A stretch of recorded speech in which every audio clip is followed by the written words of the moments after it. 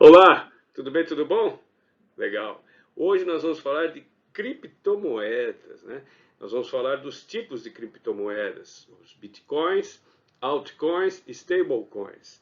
Nós vamos falar da tecnologia envolvida nas criptomoedas, né? A criptografia e o blockchain. Nós vamos falar onde é melhor investir, se é em exchanges ou corretoras. Nós vamos falar dos interesses dos investidores nas criptomoedas, a diversificação em criptomoedas, como fazer a diversificação, o imposto de renda que insere, né, no lucro sobre a valorização das criptomoedas e como investir em criptomoedas. Legal? Vamos em frente. Então, o que são criptomoedas, né? Criptomoedas são ativos digitais criptografados descentralizados de autoridades governamentais, ou seja, são ativos, né, são bens ou direitos que você possui, e eles são criptografados e eles não têm interveniência dos governos, né? Então nenhum país controla as criptomoedas. Então, como eles são descentralizados, a inflação e a taxa de juros ela não afeta as criptomoedas. A gente tem os bitcoins, né, que é a principal criptomoeda, né, e mais antiga.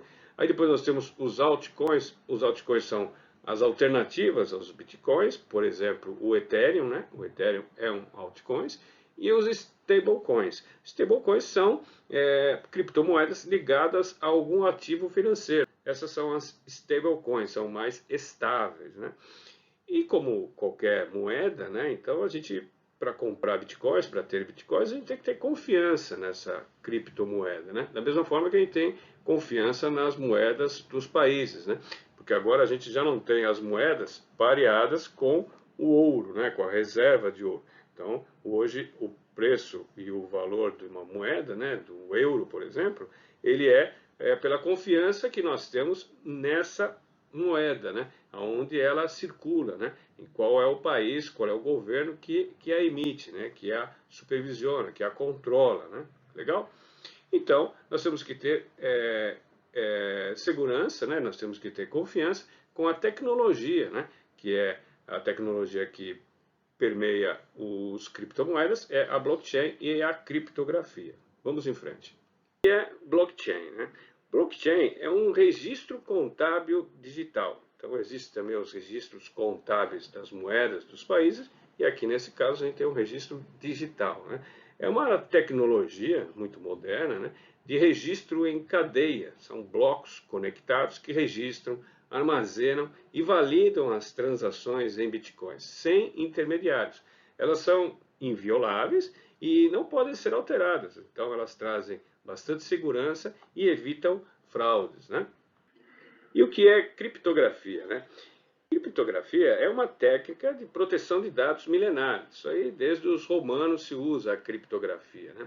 E nas guerras também, na Primeira, na Segunda Guerra, se usava muita criptografia para proteger as mensagens que eram enviadas. E existiam computadores que tentavam e conseguiram decifrar algumas mensagens, né? Mas isso já foi modernizado, né? Está modernizado e melhorado, né? Com a inovação computacional e a matemática, né? A primeira e principal criptomoeda é o Bitcoin. Começou agora em 2008, né? Então estamos na puberdade do Bitcoin. E ela vai ter tiragem limitada a 21 milhões de Bitcoins. Este é um diferencial da moeda, né? Desta criptomoeda. As moedas dos países elas não têm tiragem final, né? Não tem limite. Então, por isso que acontece a inflação, né? E depois a taxa de juros para conter a inflação. Então, o Bitcoins, este é o diferencial do Bitcoin. Ele vai ter uma tiragem limitada a 21 milhões, ou seja, vai ser uma moeda escassa. Então, o valor dela pode modificar muito até essa tiragem, né? E o que são exchanges e corretoras, né? Então, aqui, nesse momento, é quando a gente tem que ter mais conhecimento, né? A gente tem que ter mais informação dessas exchanges e corretoras para a gente firmar uma confiança nessas entidades, né? As exchanges, né, são praticamente casas de troca, casas de câmbio, né? Então, ela faz uma mudança, você deposita seu dinheiro lá numa exchange, que você abre uma conta digital, então você deposita seus reais e se transforma numa criptomoeda. Ou você deposita euros ou dólares, né? E aí transforma em criptomoeda. E também ao contrário, né? Então você pode transformar a sua criptomoeda em reais novamente, né? As exchanges não são supervisionadas pelo Banco Central e a CVM, né, a Comissão de Valores Mobiliários, mas elas não são ilegais e elas funcionam 24 horas por dia, todos os dias da semana, né? Já as corretoras, né, elas são instituições financeiras supervisionadas pelo Banco Central e a Comissão de Valores Mobiliários, né? Inclusive, quem vos fala, né, que sou assessor de investimentos, também tenho registro na CVM, né? Então aqui você tem personalidades, né, tanto pessoas jurídicas como pessoas físicas, em que você conhece e sabe que elas são registradas, né, são supervisionadas pelo Banco Central e a Comissão de Valores Mobiliários. E as corretoras trabalham no horário da Bolsa, né, da B3. E lá nas corretoras a gente pode adquirir fundos, né, de investimento, né, em criptomoedas e ETFs, né, que são fundos de índice listados na Bolsa de Valores. Legal? E quais são os interesses, né, dos investidores em criptomoedas? Bem, como a criptomoeda ela tem uma alta volatilidade, um alto risco, né, ela oscila muito de valor, então o interesse aqui é de longo prazo, é uma estratégia de longo prazo. Então a gente aqui aproveita as oportunidades da volatilidade, da oscilação da criptomoeda, né? Então isto, obviamente, é desaconselhável para uma reserva de emergência, né? Porque na reserva de emergência, como já vimos várias vezes, a gente precisa de ativos líquidos, com baixíssimo risco e com alta segurança, né? E o retorno? Vamos falar dos interesses de retorno. O retorno é o descorrelacionamento da inflação e juros. Então, a gente aqui sabe que se a gente adquirir criptomoedas, a gente não vai estar correlacionado à inflação e juros, como também não vamos estar correlacionados ao euro, ao dólar, ou à bolsa brasileira ou americana. Então, é totalmente descorrelacionado. Temos, então, um alto risco e uma alta volatilidade, né? Uma alta oscilação. Então, tem muita variação de preço diariamente, né?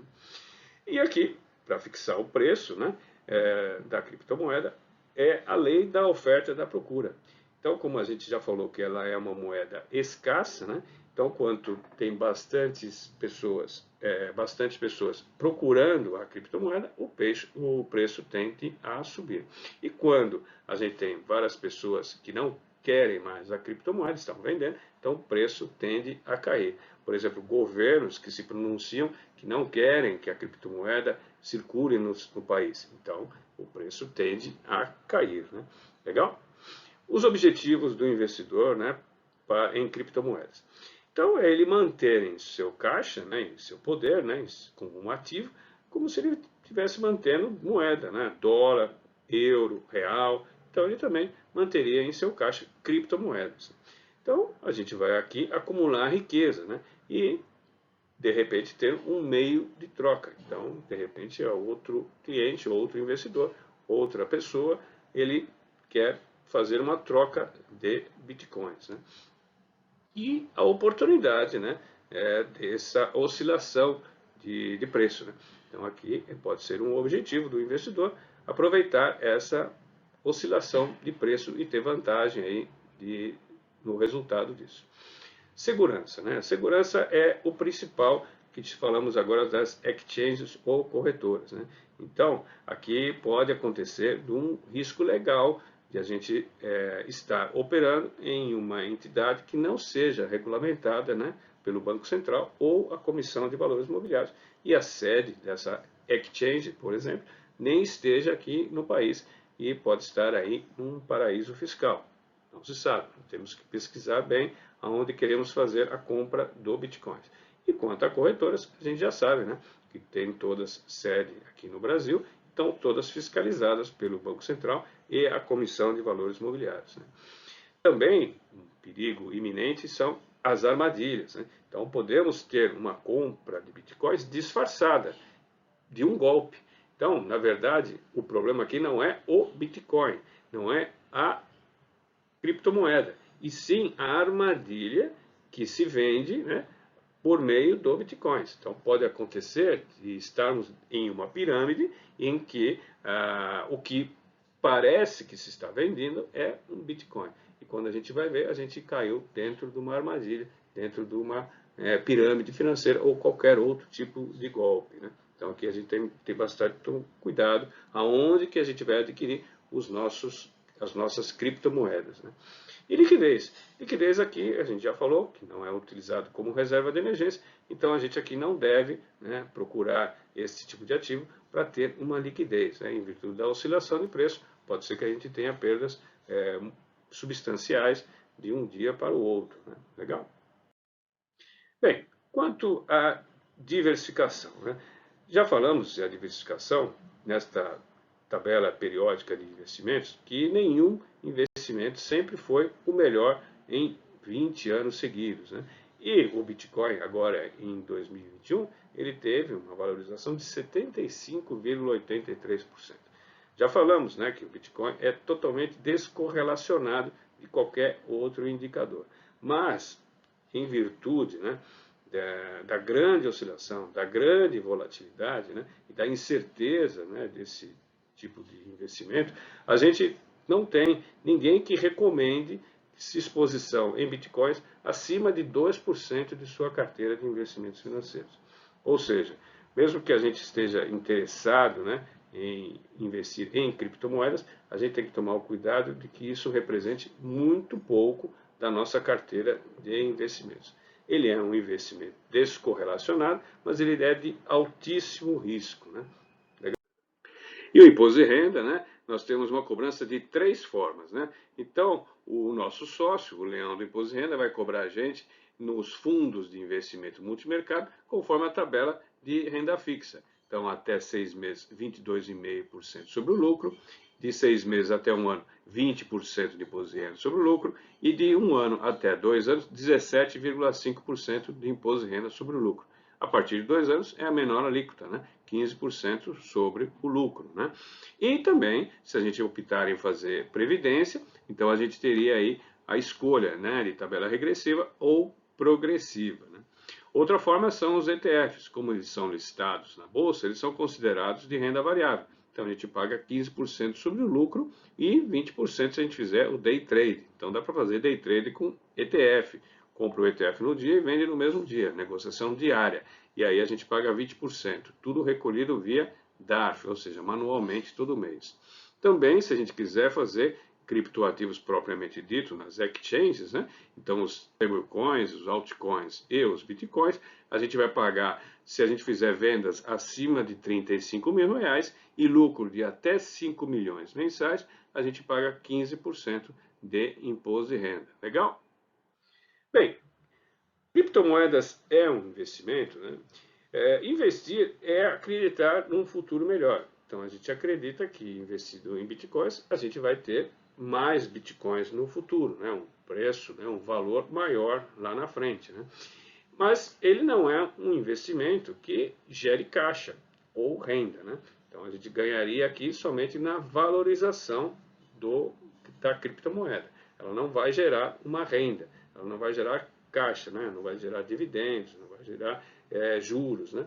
Então ela não vai ser vinculada, né, à inflação ou taxa de juros. E também, se a gente quer, como falamos anteriormente, um dos objetivos é estar posicionado, né? Como a gente está posicionado em dólar, euro, real, ouro, a gente pode também estar posicionado uma parte do nosso patrimônio em criptomoedas. Então pode até ser considerado, né, como investimento, né? E as exchanges, né? Nas exchanges, que a gente já falou que é o cuidado que a gente tem que tomar, em conhecer bem, ter bastante informações da exchange, lá a gente pode adquirir a criptomoeda propriamente dita. Então a gente pode investir em exchanges, que tem mais de 600 exchanges espalhadas pelo mundo. Ou então em corretoras.